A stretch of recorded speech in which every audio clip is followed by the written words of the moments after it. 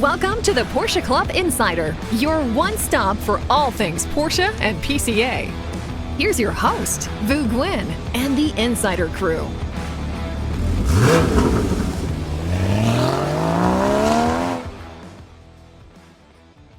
Welcome, everyone, to episode 210. We've got some fun topics. We're going to talk about the world-famous Porsche Only Swap Meet. We're going to talk a little bit about Tech Tactics East. But before I get into it, I want to thank our presenting sponsor, Pirelli.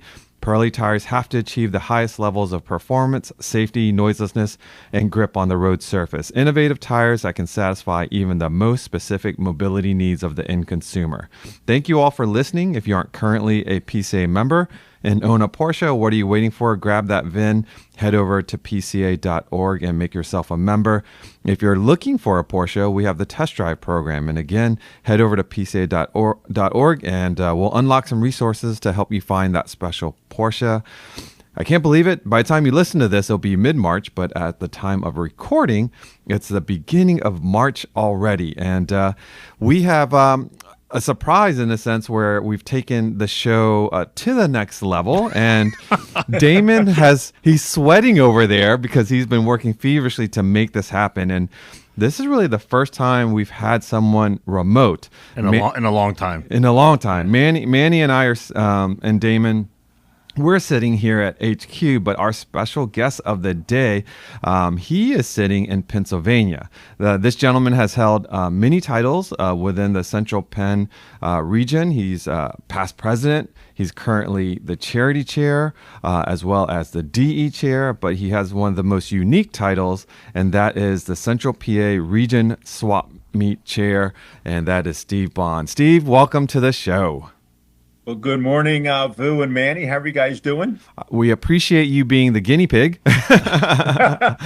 for our first remote guest. And again, thank you to Damon. I can't underline how much work he put into this. And though it might not be exactly perfect, we're still learning the ropes of this new option of ours. I think it's going to work out really well and open us up to having guests from all over the world. Yeah, it looks easy, but it's not. You know? Yeah, if you look at the forehead on Damon right now, he's sweating bullets. I wish I could help him, but I just watch him moving wires around. We don't know what to do. Manny and I are just sitting here eating popcorn.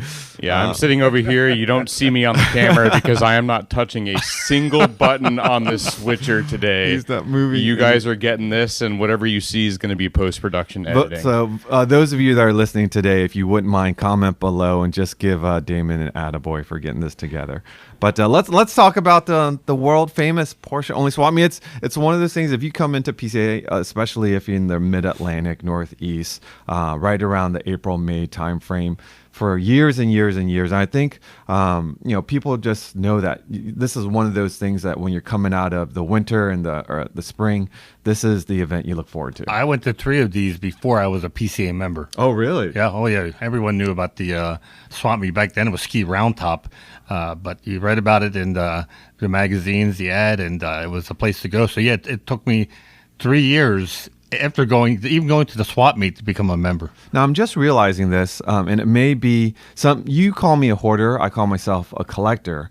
But one of the reasons why I love the swap meet is I think because I grew up in Southern California, and the drive-in theaters kind of converted into swap meets on Saturdays and Sundays. And as a kid, I used to go there to get brakes for my bike or wheels for my skateboard. So once I got to PCA and I heard there was a swap meet dedicated to Porsche stuff, oh man, I was like, I gotta go. Well, that's the cool thing about it is that every table is selling Porsche stuff. It's not like they do it at Carlisle now, which is renowned for their swap meets, and it's just monstrous. But if you're looking for a certain Ford part or something, you got to look for a couple tables. Yeah. At this swap meet, every table is selling Porsche stuff. And let's be honest, it's the hunt. It is the hunt.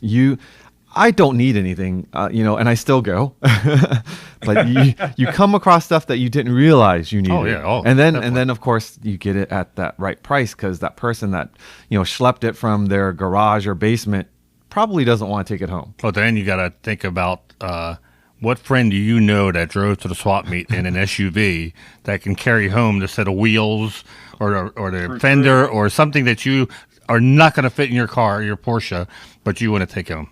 Well, let's rewind a little bit and let's meet Steve. Steve, I think you joined PCA in what, the mid '80s? Yeah, I think you're almost like a 40-year member. Yeah, I think I'm almost 40 years, Vu. A long time. Yeah. A long time. I've known Manny before he was a PCA member, I think. Yep, He was yep. sneaking in the backwoods at Ski Round Top, and he had a Corvette, I think. I'm not sure. No. So when you first became active in the club, this wasn't a thing yet, right?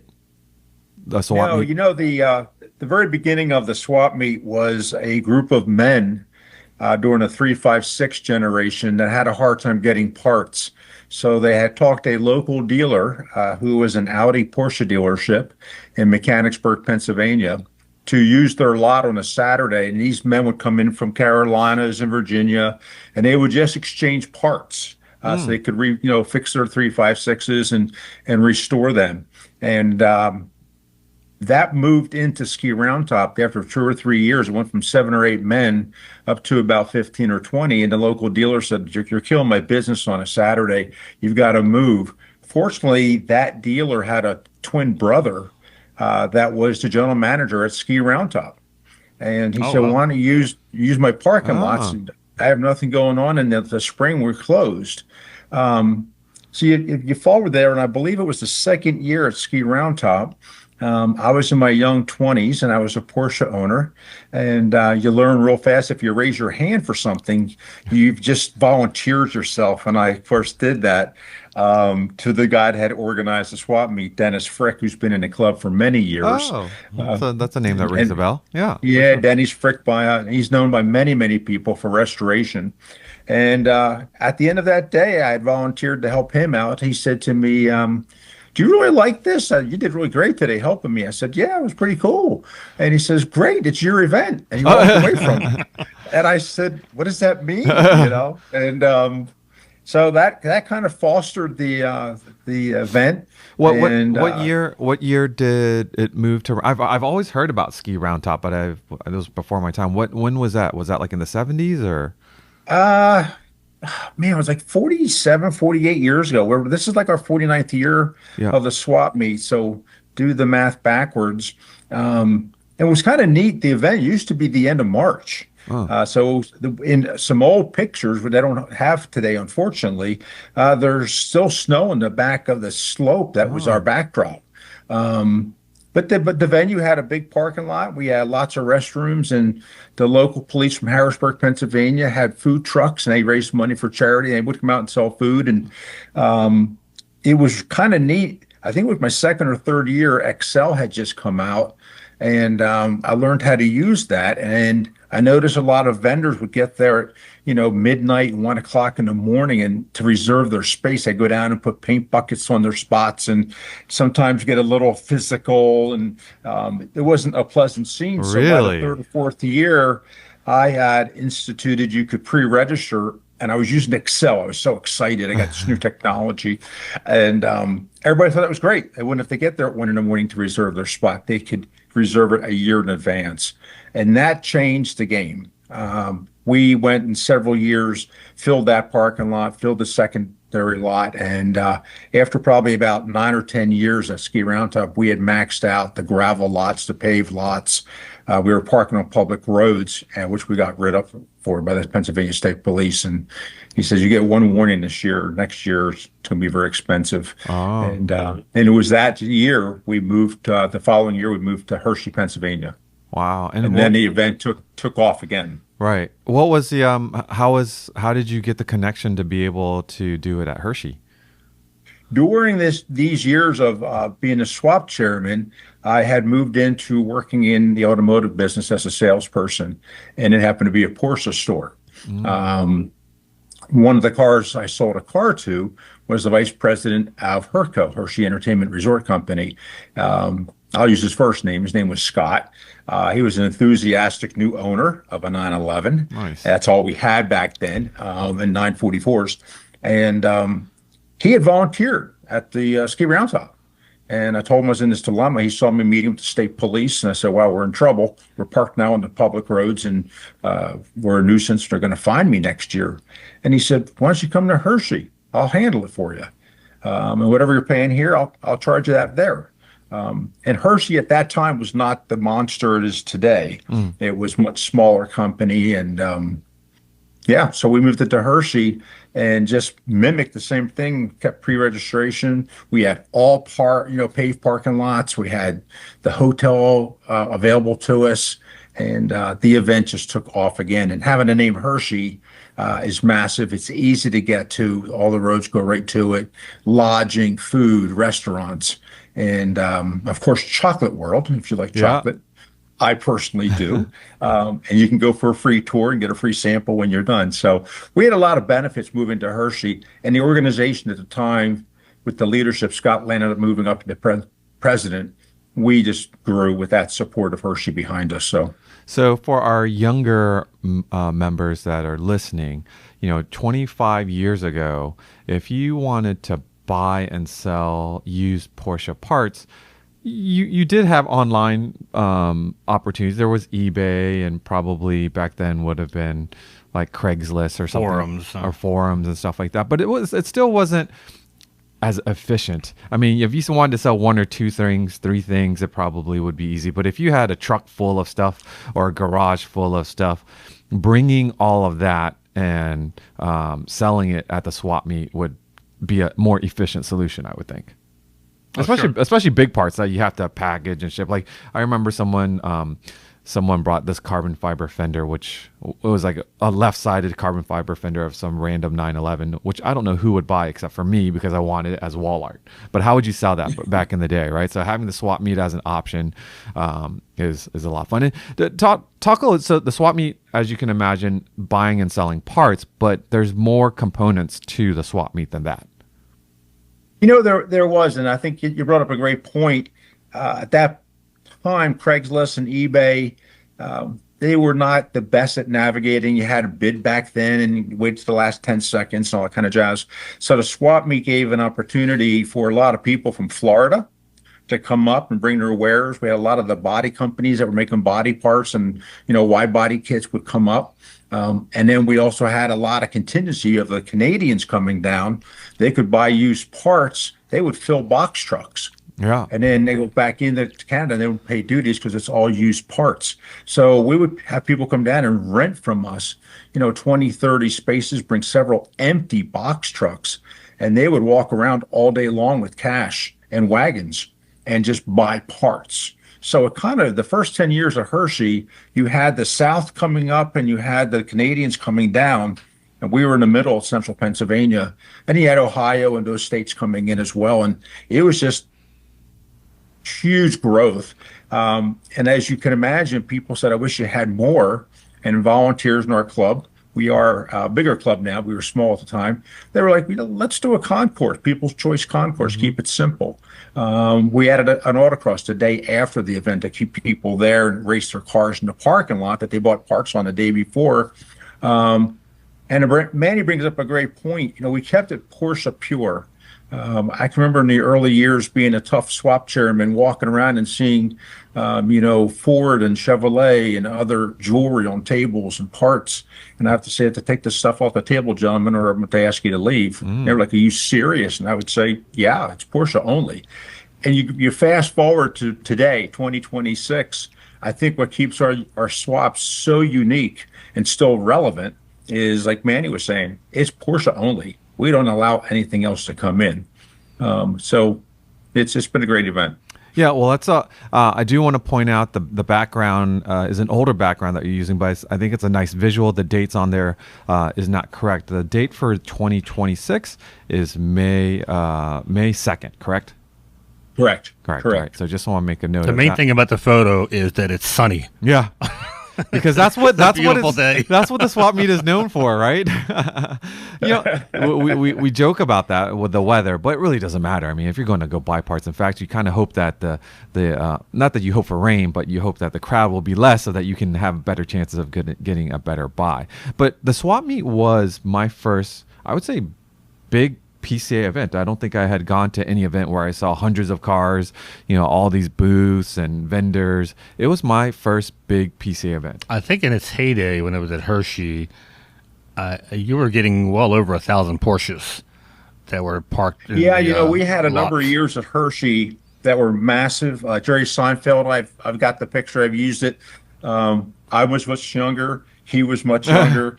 But he did give us a picture with a friend of mine, Jimmy, and he was in the middle holding this huge Hershey bar. Oh, nice. And he allowed us to use that image. It was in Pano and so forth. And he came we caught him.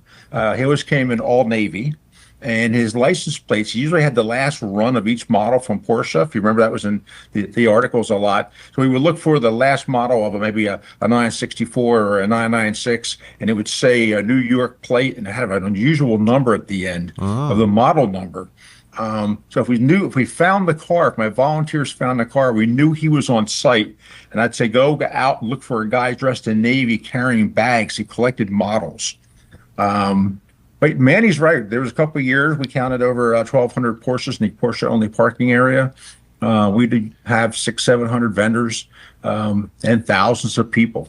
It was organized chaos, quite honestly. As being the lead of many events in the past, I can only imagine you are so incredibly busy at the swap meet. Can I ask, have you ever had the opportunity to find something at the swap meet, and what was like your biggest find? Probably you're too busy to even shop. For years, and Manny knows me for a long time. I did a lot of racing and DE work for 30 years, so I was always looking for motorsports parts and cool looking shift knobs and just unusual things that I could personalize my car. And I used to get bored, so I changed cars a lot, so I was always looking for something. But I think, I don't think there's ever been a year, unfortunately, where I've been able to enjoy the swap where I get to walk the entire event. As you know, if you're running an event, you put a lot of fires out. Yeah. I want to make sure that the guest has a great experience. So I make my team members that they're on point. If they need to get a break, I'll give them a break. And I have fantastic volunteers to help this event run. But you're right, View. It's tough. I am fortunate, though. The day a lot of people set up on Friday, I tend to sneak into their booth while they're unpacking their trucks and their cars, and they find those one-offs that they pull out of the basement. And I'm like, hey, will you take $10 for that? And You've earned that, sir. You've earned that. You've earned that. I did. So I did have some advantages. Plus, you get to know a lot of fantastic Porsche people. Yeah. And I would say, hey, at home, do you have this model? I'm missing this one from my collection. I actually do. I'll mail it to you. Hey, it's $50. Okay. So I did get some advantages, but I really make sure that everybody's having a good time. Come by, say hi to the PCA guys and ladies.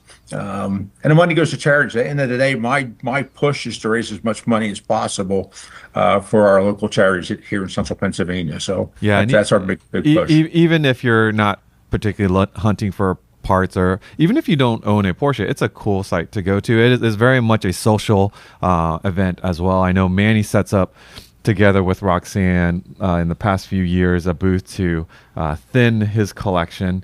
But even though I always thought I would be dead when this would happen, but I get to see them alive, all my stuff being sold.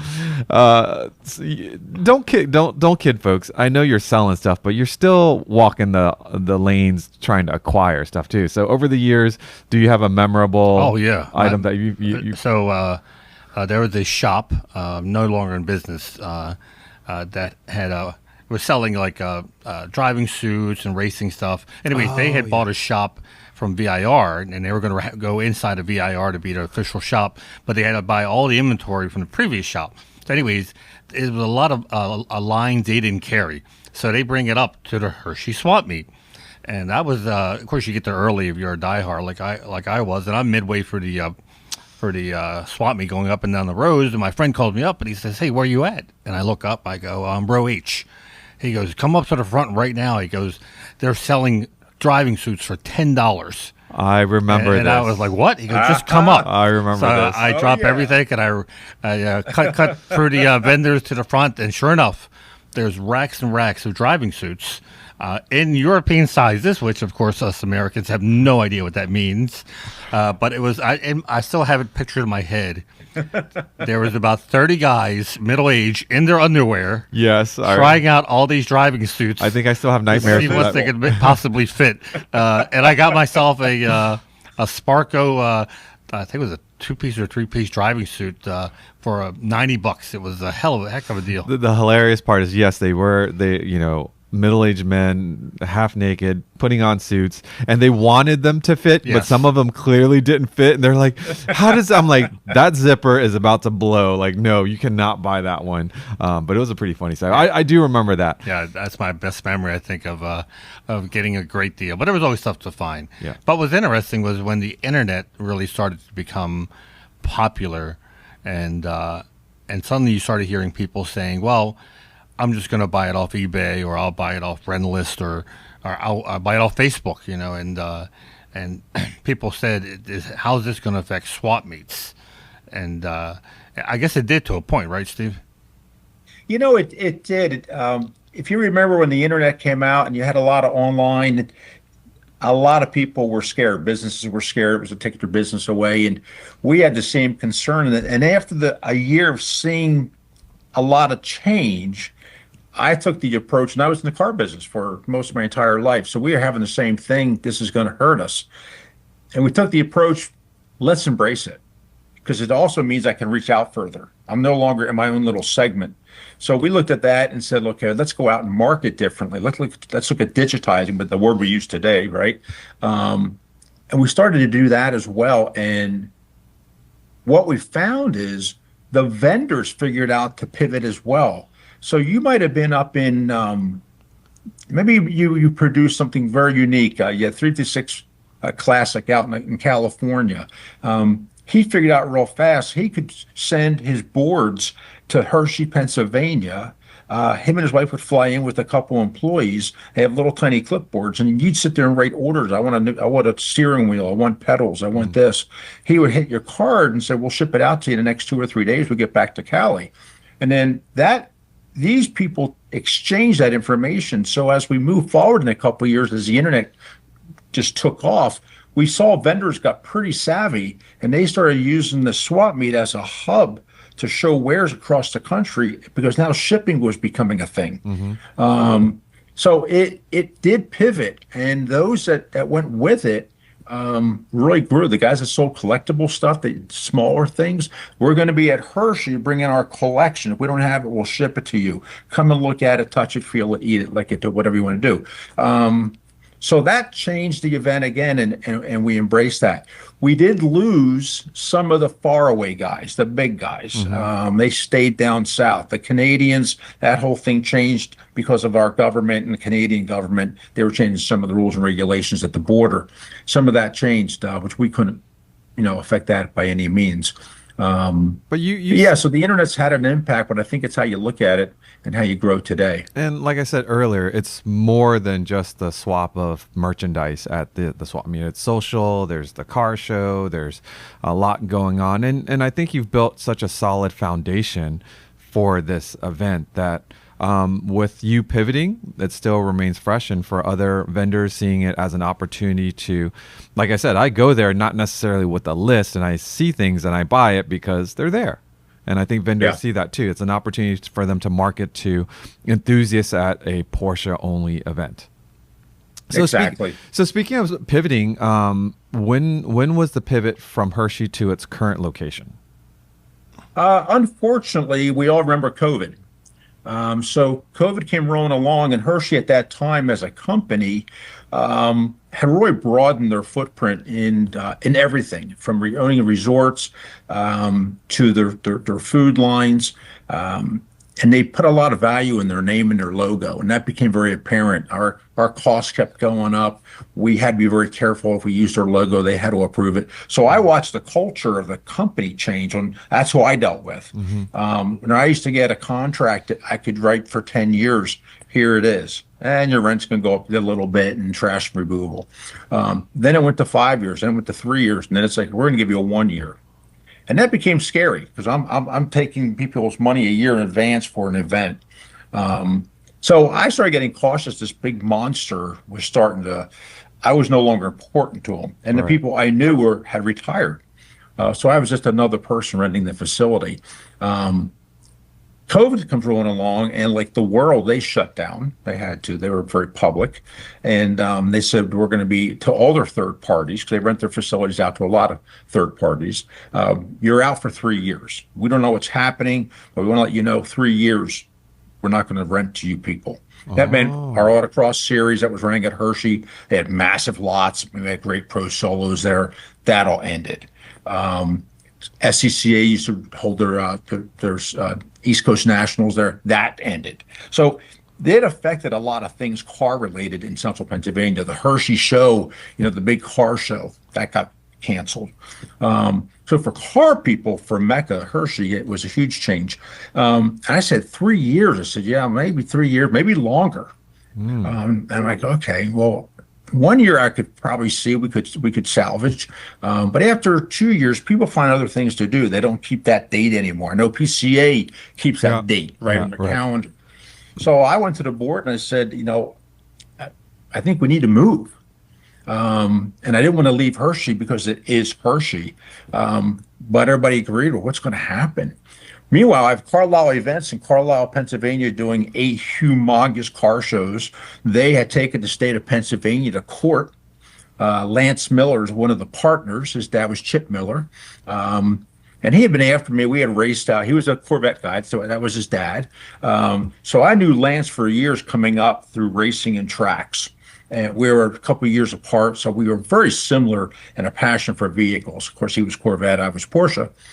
And he'd always say, you need to move her into Carlisle. We're car people, So I called him up, and I knew he was in the papers and the news, and they were fighting the state of Pennsylvania because their venues are outside. And COVID was more about being locked down on the inside. Right. Yeah. And so I called them up, and I knew they were making progress. It was in the news almost every night because we have the state capitol in Harrisburg. So it was very relevant. And I called him up one night, and I said, hey, how's the court case going?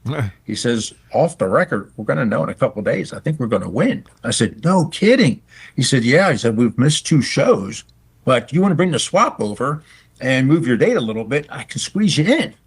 And I'm thinking, got to do it. So I went to the club, and they're like, this is your thing, dude. What do you suggest? I said, we roll. We go. We cancel 2-3 years. We're gone. Yeah. We're done. Yeah. And Carlisle embraced us. Whatever you want, whatever you need, this is all we do is car shows. So the venue's all locked down. It's fenced in. And now if it needs security, they have everything. And we moved to Carlisle. And, it's been a great move. The Carlisle people are fantastic to work with. They are charity-minded from their heart, from the core of their company. So we align very well there. Going back to one of Manny's comments on the image behind me, we have been tainted with no sunshine our first couple of years at Carlisle. And I say that laughing because the odds are we have sun this year. I do track that on my folders. I have 41 years of folders with the swap meet, and I track the weather and the forecast. And we tend to run about 2 3/4 years bad forecast or rain, and then sunshine. And this is the year we're due. So Manny, nice. Put your doesn't SPF matter. on and I'll be there either way. So kudos to you and to the region. Sometimes the hardest decisions is during adversity, but falling into a new venue such as Carlisle, who is well known for hosting big Ford events, bug out VW events, you name it. They are definitely car friendly. And personally, for us, it's actually a little bit closer for us to get to Carlisle than it is to Hershey, right? It's still pretty easy. It's all off the interstate. It's not hard. But as far as a venue to host the vendor tents, the food, the parking, it works. It absolutely works. So, it is. It's turnkey. And what's nice is we've learned from them some things they do that are unique, which will actually come into play this year. I was talking to Manny just last week for a while, and we were looking at 26 and 27 for a 2-year pivot to get our event more show-related, still vendor, still hardcore vendor, which is our core, but to broaden the base of Porsche. Porsche, as we know, as a car company, has grown tremendously. PCA has grown tremendously, and our region's grown tremendously. And I want to make sure we grab that. So we've got to change, right? We have to pivot. And so we're going to add more of show activities to our event. And one of those things is going to be we're adding a Porsche Only auction this year. It's going to be on, very different. I don't think it's ever been done Porsche Only. As in cars or cars or parts auction? Cars auction. Cars. Wow. Yeah. Okay. Yeah, it's a huge undertaking. I'm working on it today. I have a meeting tomorrow. It's got a lot of nuances because of that. But we're going to take a small step this year into that. I'm very excited about it. We can also take our people that have their cars in the corral and say, hey, why don't you bring your car over here? They don't know, but we're not going to charge them to do that unless the car sells. So that would be kind of neat, no risk. So maybe that now grows. We have more local cars. When I say local, 4 or 5 states that touch Pennsylvania. So I think that's a great avenue. I have talked to a number of, you would know some of these folks, Porsche privateers out there in the world. Some are race, so you would know some of their names. They've been on your podcast. They're like, I want to bring cars. I have friends who want to bring cars. So I didn't have to do a lot to get people that want to bring cars.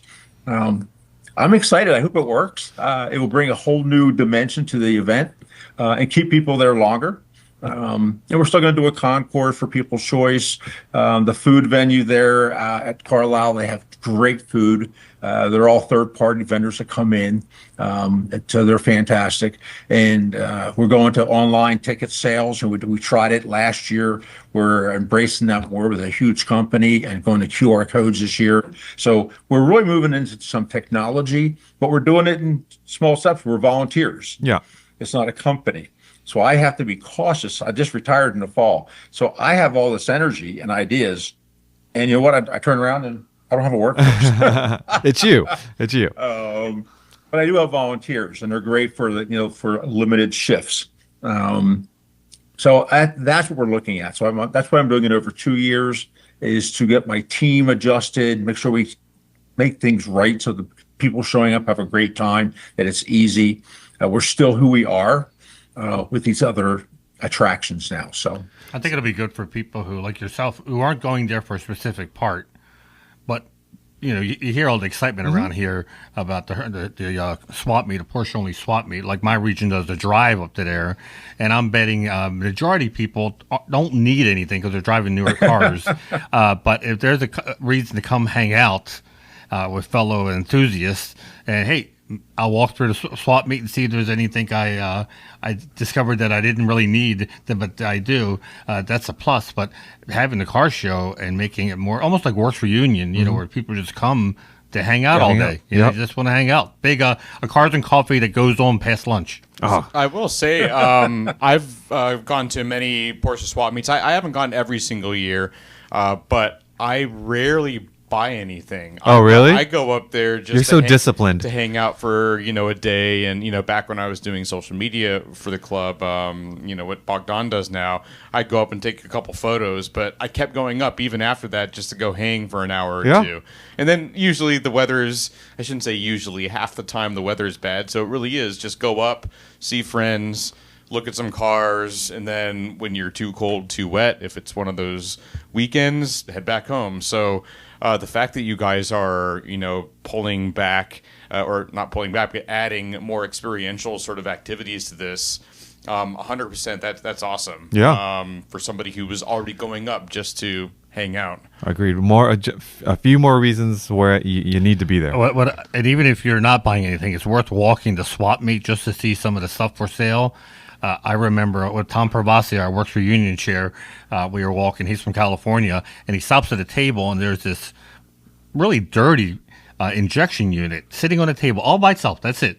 And the guy behind sitting in a chair, and he says to me, he goes, "This is a RSR, high butterfly mechanical injection." He asked the guy, "How much you want for it?" The guy doesn't blink. He goes, $18,000. Whoa. Like it was nothing. It was to the right buyer, it's probably a good deal. I said, Hopefully, there's an ATM around with $18,000 when the fire finally comes. But it's stuff like that. You can find 959 wheels or Carrera RS magnesium wheels just sitting along other wheels that are like $500 for the set.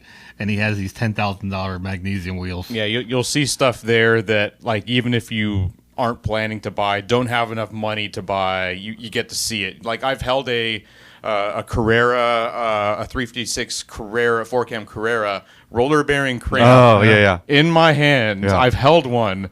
And I mean, it doesn't sound crazy, but that is cool. so rare and cool yeah. to actually see with your eyes. And it was actually John Patrick was selling it. Ah, okay. And I forget how much he said, but the crank itself was probably what, $20,000 just in my hand or something. So really cool stuff. You know what's unique, and you guys brought this up, and I didn't even think about it till your comments. And this happens every year, but last year for some reason, I don't know if we had more. They just sourced me out, but we had 2 gentlemen from Belgium. We had 3 from Germany. We had, I think, 2 from Switzerland. They come in pairs.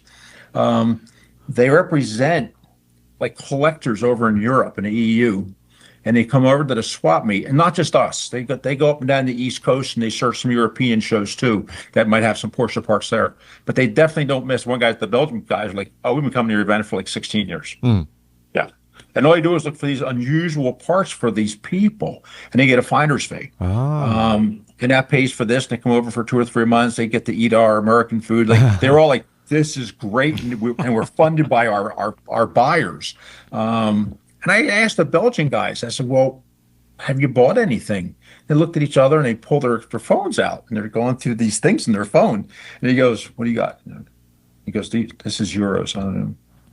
We've purchased so far $186,000 worth of goods. Wow. And I went, holy beep, beep, beep. And I was like, you're kidding me? He goes, no, look what we bought. And they were all these unusual rims, and they ship everything back. They already have that aligned, right, for the area. Yeah. So I said, we can do this through Carlisle. I said, well, they do this for other shows. They offer shipping, right? They don't make any money on it, but they offer the service. You can take it up there. Some companies, they're a third party. He goes, you're kidding me. That's the hardest part.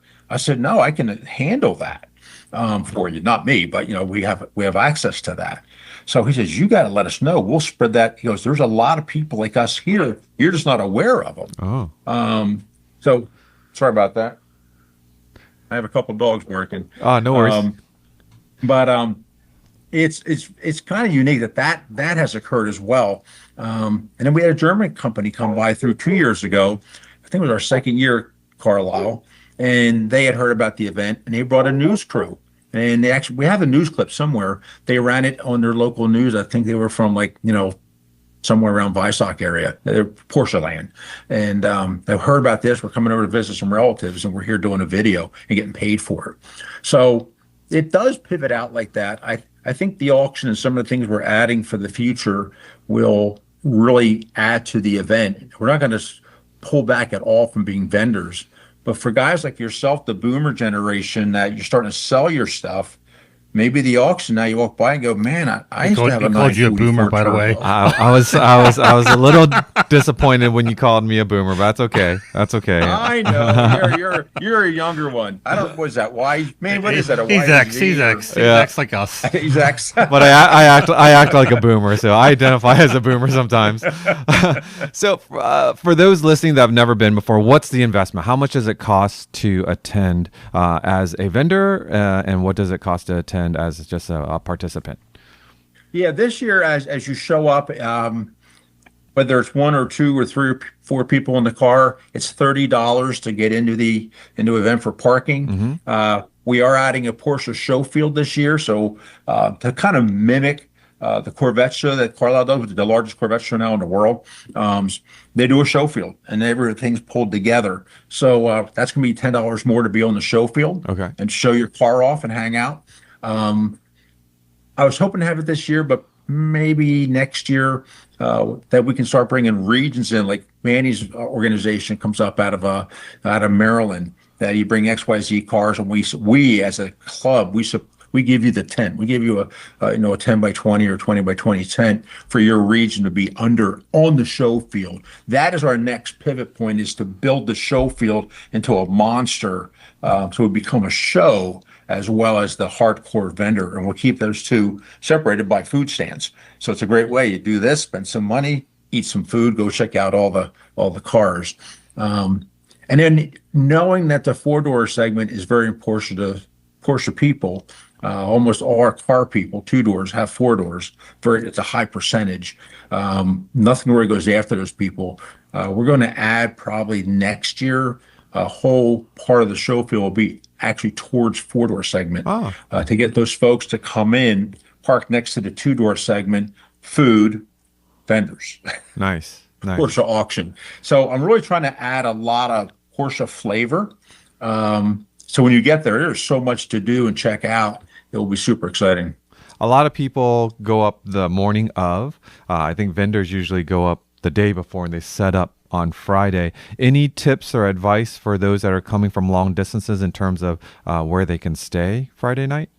Saturday? You know, we're kind of blessed by being, first of all, Carlisle. There's a lot of hotels in the area. Mm-hmm. We also have Dickinson College, very prestigious school. So in the area of Carlisle, even though it's a small community, there's probably within 15 minutes, maybe 18, and the interstate's right there, and the turnpike. So you can access a lot of hotels with a huge variety of price points. You can be in a Fairfield, you can be in a Hilton. So you have a lot of variety in price points and quality of lodging, as well as restaurants.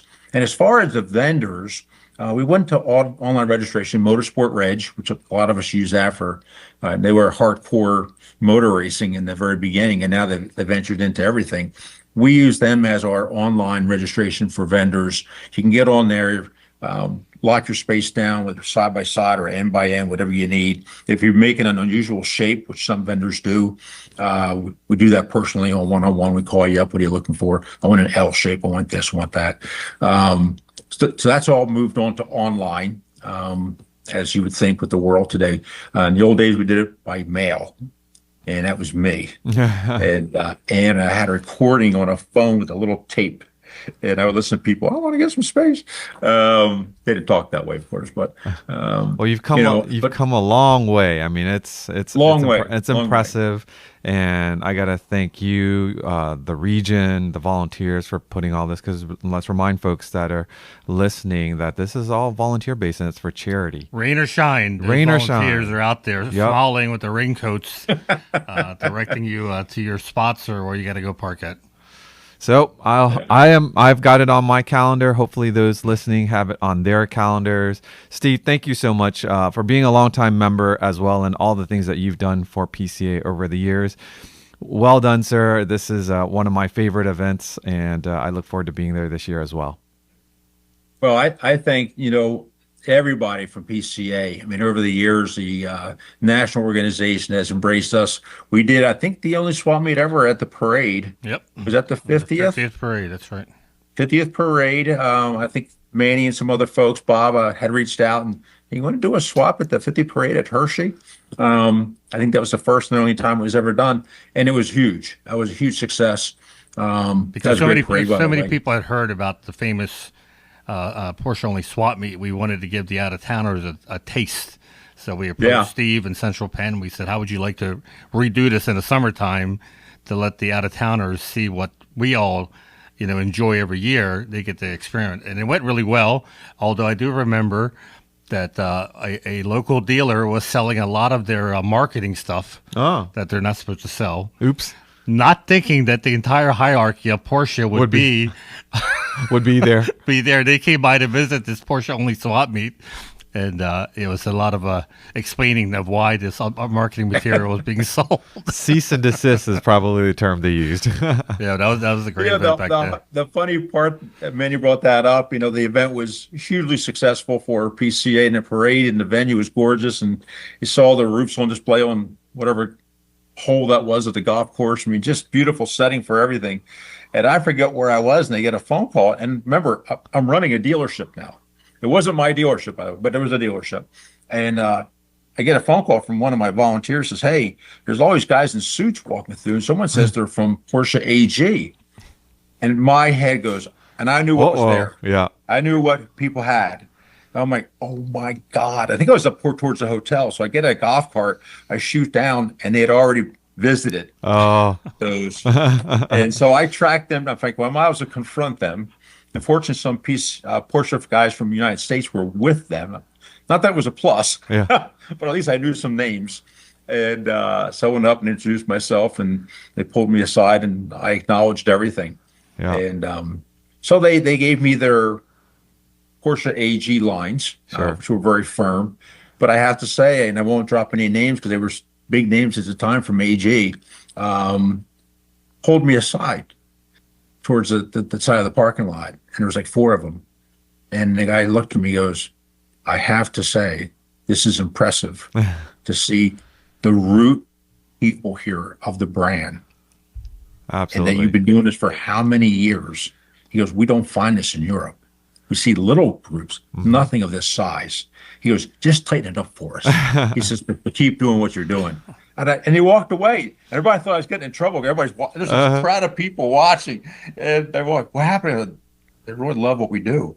Really? I'm like, yeah. It was pretty neat. It was very powerful. But thanks for bringing it up, Manny. I'm glad you brought that up. Well, I think that's a great note to in this part of the podcast. Keep doing what you're doing, sir, and we'll see you in May. Sounds great. Thanks, gentlemen. All right, see you, Steve. All right, I wanted to remind folks to be sure to head over to PCA.org to sign up for PCA's newsletters. We have performance news, e-brake news, and Mart Fresh, all free. As I look up on the monitor, I noticed that we are sitting awkwardly close together, Manny. It feels like we're in year 56. Our shoulders are actually touching each other. That's pretty funny. But that was the seating setup for today's new configuration with Steve dialing in. But again, thank you, Damon, for making that happen. That was pretty cool. Hopefully, for those of you listening, that the audio and such came out all right, and this will be setting the bar even higher for us on the podcast. Wanted to report back on this year's Tech Tactics East out of Easton, Pennsylvania. We did this one without our training wheels, so to speak. Melanie had the weekend off, and but thankfully, the facility there, led by Rolf and Mike, they know what to do. We had our marching orders, so to speak, and another 2 days, fantastic event. We had a threat of some snow and ice and snowmageddon kind of vibes going on for Sunday, but PCA members still came out, and more importantly, our presenters all came out. Yeah, and once again, kudos to the whole facility there, the guys and the gals. They are just so top-notch, and they really enjoy this event, you can tell. And even though they're giving up their weekend, Saturday and Sunday, to come help us out, they are so excited every year that when we show up, and it makes our members feel super welcome. And I couldn't believe how many members. It was their first time at Tech Tactics. New members, yeah. Well, we were sold out on Saturday, and we had big numbers for Sunday despite the weather. Yeah, and did I ever hear you saying we had a couple from California fly in? Yeah, we did. Well, actually, they reached out to you. You didn't know they That's were coming. Right. They You didn't know they were coming from California, but they were asking about like what is there to do because they're going to be in for a couple of days. I ran into them. At the bar. I ran into them at the bar Friday night, and they're like, "Oh yeah, we're here." And I'm like, "Where are you from?" They're like, "California." I'm like, "Oh, are you here for something else?" They're like, "No, we flew over just to come to Tech Tactics East." So we're really into it, and he and his wife, both of them are into it. They stayed and enjoyed every bit of it. Yeah, and they came on Saturday, so they had the best weather, if you will. But I think we had a great lineup of guest speakers. For those who've never been to Tech Tactics, you can watch it on our YouTube channel. We release it during the year, all the presentations, and you can get a good flavor of what Tech Tactics is. It is a day-long full of technical presentations, and you get about 120 some people in the facility, and this facility is where Porsche trains their technicians how to work on their cars. So it is the perfect place to have this type of event because the ceilings are not super high, unlike doing it in a shop, and it's acoustically near perfect for what we want to do. They have all the screens and presentations, and most of all, they have lifts and Porsches in this repair because the technicians are learning how to take them apart and put them back together. They had at least 3 or 4 motors completely disassembled, and you had to resist touching all the individual parts because the parts. They needed the parts to remain to make sure that they had a lot of trust in our members because they had, like you said, the entire top end of a Macan engine taken apart. I think it's signed that said "Do not remove parts." But they. I would have been very nervous that somebody would pick something up and start moving it around. Lots of shiny parts laying around, but that's what's cool about this place because not only is it set up well for the seminars, you have all the Porsche equipment, you have the cars. We even had the pace car from the safety car from 24 Hours of Daytona that Porsche Cars North America sent up just for this event, which happened to be a Montai GT3 RS. Mm-hmm. And it had a sign on it, "Do not wash," because it had all the rubber marks from a 24-hour race. And they sent that up because Stuart McLaughlin from PCNA came up again and did a presentation on what this GT3 RS kit entails. Plus, they sent the whole alignment machine that's special just to this car, and they gave a demonstration on how this car is aligned differently than a regular GT3 RS. I should say that alignment kit is meant for the Montai cars, but if I really wanted to, I could align my my 987 with that. You could. So goals for life, I guess. Spend what, $20,000-$30,000 on the kit to but align it comes your in car? a nice transport case, and every nook and cranny is filled exactly with the part that should go in. It's pretty trick. It'll be one kit for life. Yeah. The attendees were also treated to, during lunchtime, warehouse tours. Now, if you haven't been to the warehouse at Easton, this is where I would say a lot of the East Coast dealers get all of their parts, and it's like the Willy Wonka's chocolate factory. Yeah, the Mid-Atlantic and Northeast. This is they'll ship other places if they're out of the part. But it's really fascinating how majority of it is shipped from, I think, Penske Trucking. Mm-hmm. It's not shipped UPS or FedEx. It's going directly from Penske Trucking right to the dealership. So it's quite an amazing facility. I think it was over. Is it 1 million or 100,000? I didn't get to go on the tour, so I don't know how many. I can't remember. It's a lot. They expanded it, and it was it's pretty huge. Yeah. Do you mind running through? I know we'll post the videos later, but would you? So we had Nathan Mers, who is going to be upcoming in actually, I think his podcast would have been last week's podcast. Oh, okay. If you haven't missed it, I think we called it "What's on Nathan's Mind," which he loved because he got to talk about everything that's been bothering him. And got it out of his system. There's a lot in that noggin. That's right. He did setting realistic expectations for Porsche ownership. We had Charles Navarro from LN Engineering. He talked about new cylinder technologies. What are you pointing at? Stuart? I did talk about that. Oh, the Montai, yeah. Rolf Kittlitz, care and feeding of Porsche center lock wheels. Oh. Which is such a specific topic, but he had a full audience of understanding how you have to take care of these center lock wheels. Even if you don't have them, it's still fascinating to hear. Tom Anderson, who's also one of the trainers, I had asked him to do a deep dive into understanding the GTS hybrid, the T hybrid that everyone gets confused with, thinking it's like a Prius hybrid, which has nothing to do with that. It's all about performance. Anyways, he had a T hybrid GTS in the classroom and was able to demonstrate how it operates. We had from PCA Club Racing, Van Swenson. He did a presentation on using data acquisition for club racing in HBDE, which is fortunately just when I got out of doing HBDE was when data acquisition was becoming very easy for the common man. I never liked it because you couldn't lie. You couldn't say that you lifted at break the 1 marker because data acquisition would say, no, you're breaking at the 5 marker. But it's really interesting. He had a full classroom for that. Davide from Pirelli. He's head of R&D, I believe, down at the factory in Rome, Georgia.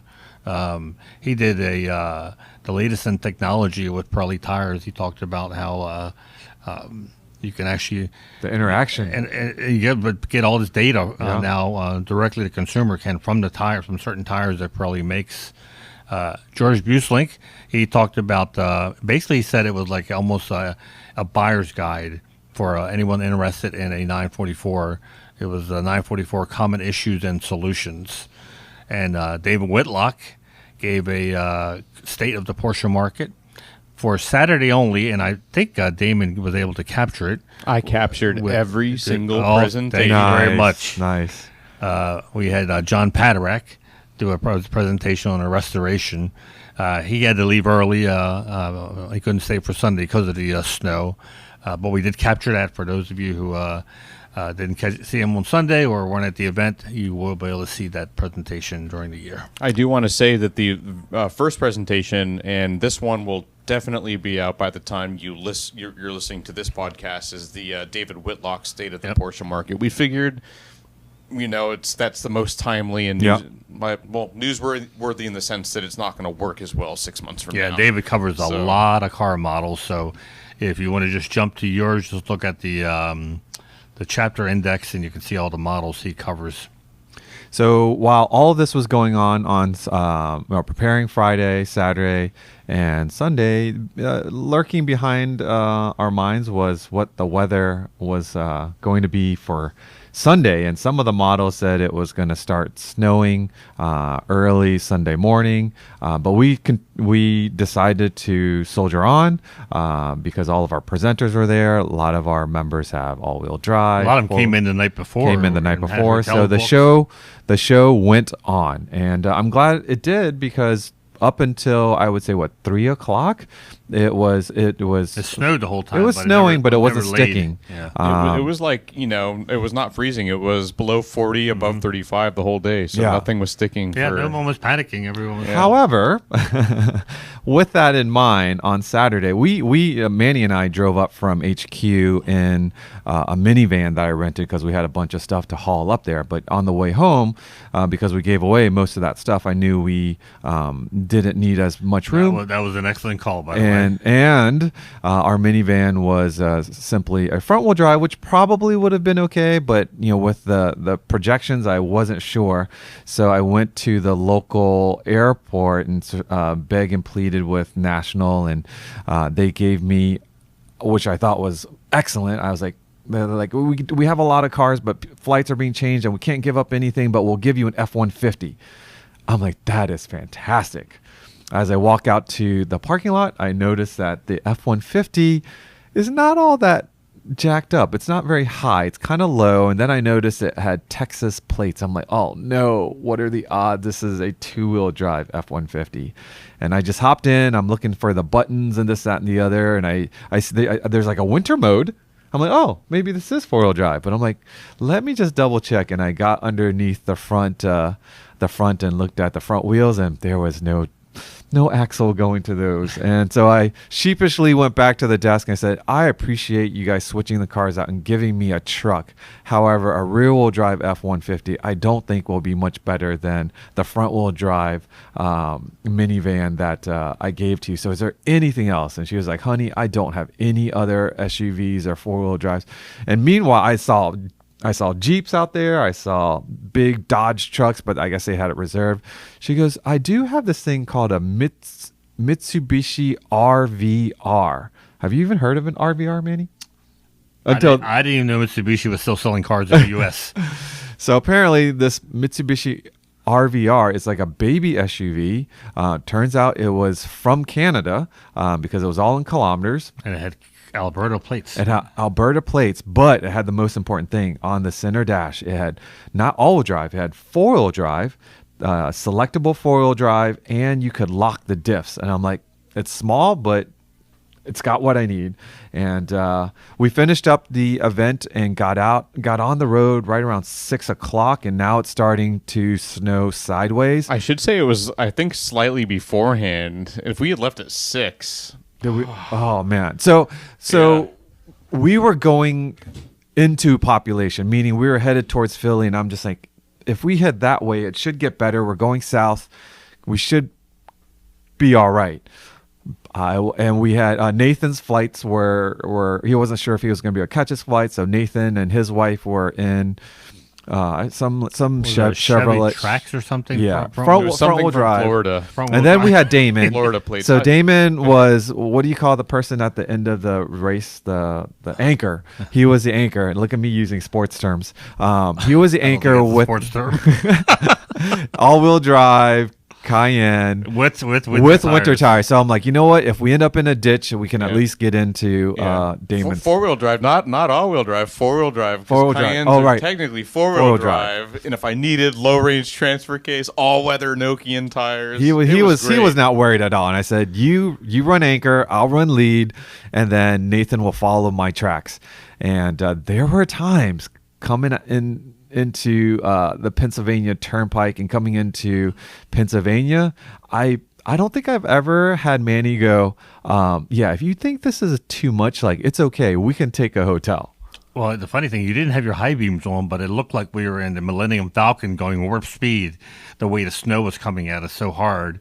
And of course, there's all these, every sign that we saw said, get off the highway, a blizzard conditions. Stay off. There was